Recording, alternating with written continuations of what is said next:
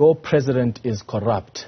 These are basically the words of the former President Jacob Zuma as he was briefing the media for the first time today since the end of his prison term earlier this month. Zuma says he's bothered by what he calls a complete silence by the media over an alleged theft of hard cash at President Cyril Ramaphosa's farm. Now, the former president says Ramaphosa should not be doing business while he's in office. There is complete silence by the media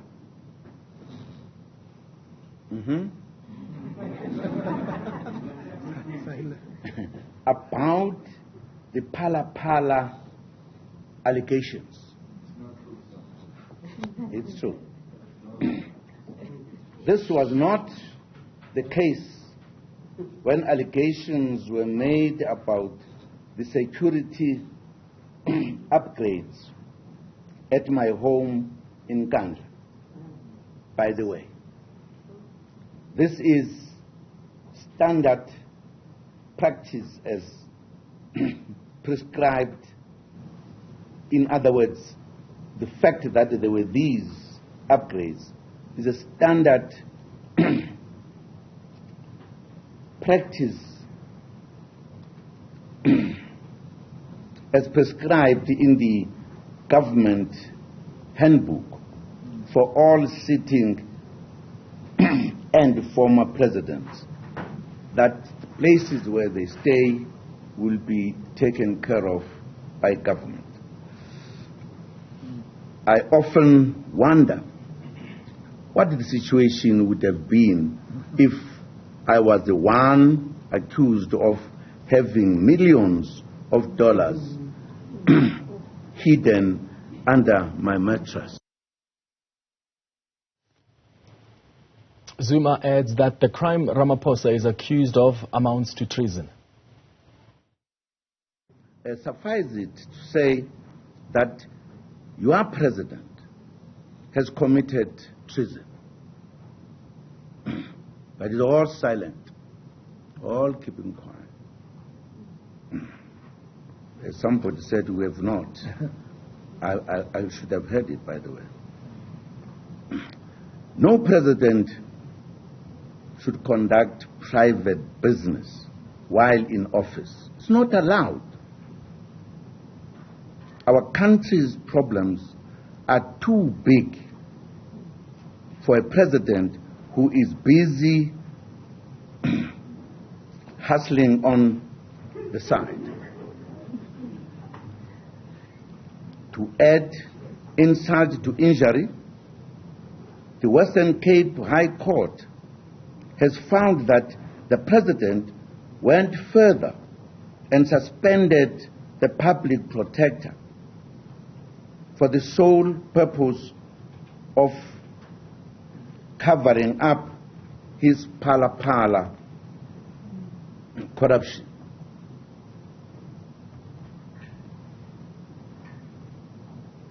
The president is corrupt. All right, let's get some reaction on Zuma's briefing. I'm now joined by the ANC KwaZulu-Natal Secretary Bheki Mtolo, who will also talk to us about their call for the Eskom CEO to resign. Thank you so much for making time, Mr. Mtolo. Good afternoon to you. You've been listening to the former president address and take questions from the media, and one of the things he said this afternoon is that President Cyril Ramaphosa is corrupt and that he has in fact committed treason. What do you make of what he said about your president as the ANC? No, thanks and good afternoon to viewers.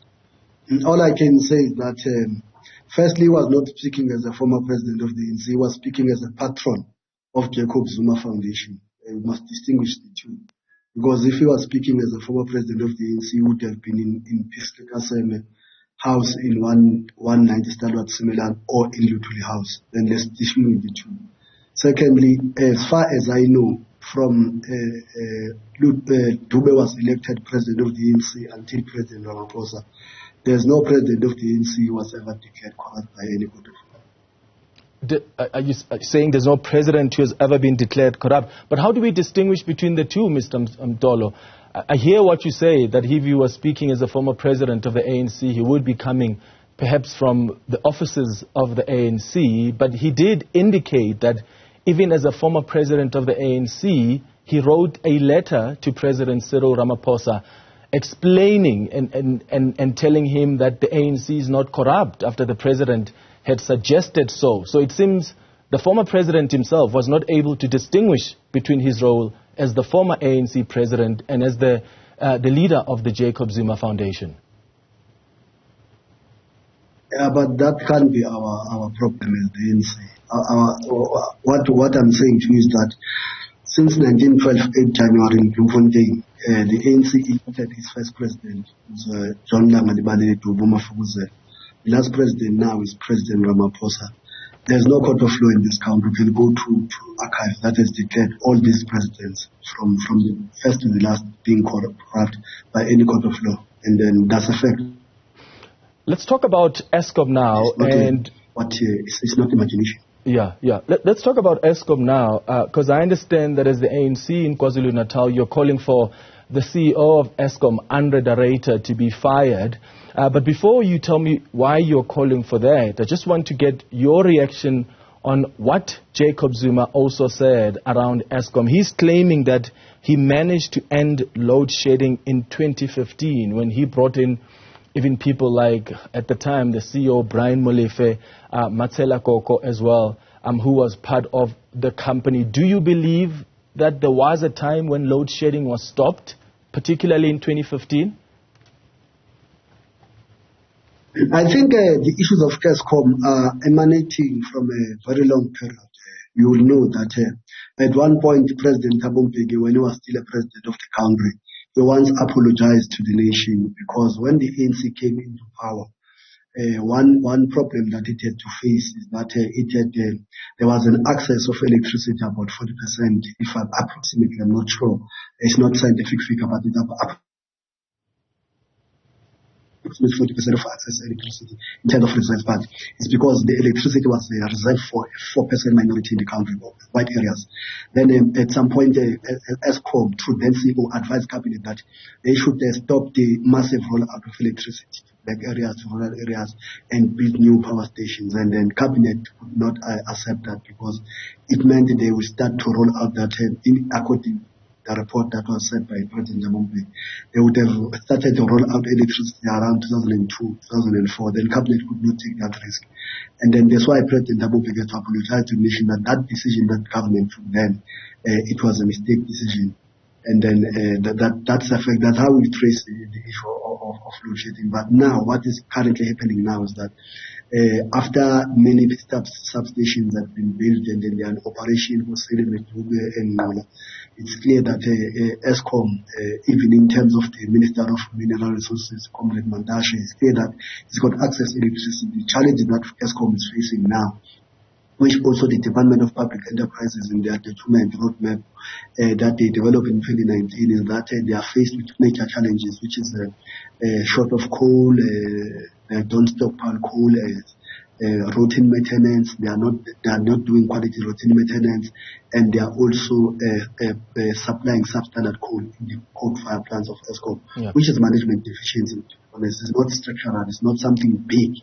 It's management deficiency, which should be led by the CEO, who's capable, who's got experience of running electricity generation. That's where you find that we need to applaud the president, by the way, President Ramaphosa, for listening to South Africans and all of us, including structure of the ANC, to fire the board. And I think the board has been fired. And they've consulted the board that you can see that it's got multi-skills, got some people got experience, got credibility on the generation, also on the issue of finance background, they are good. But I think the board will fail because it will find the same thing who knows nothing about Eskom. I remember one time in KZN, I dramatized the issue of load shedding. I said we're on stage 14. And then immediately, because it doesn't know, the CEO said, no, we're going to go to stage 15. There's nothing called stage 14 and stage 15. It was a sign. That's why Command Judge had to correct him to say no. He just doesn't know, Shem. It just doesn't know. Yeah.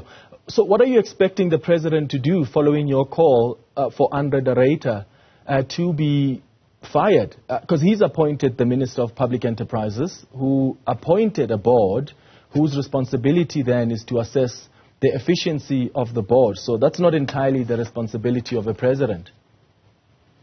Wrong. I think you go and read the Constitution. The Constitution is very clear that the executive authority of the country rests on the president, and the ministers are appointed to help the president as the head of the executive.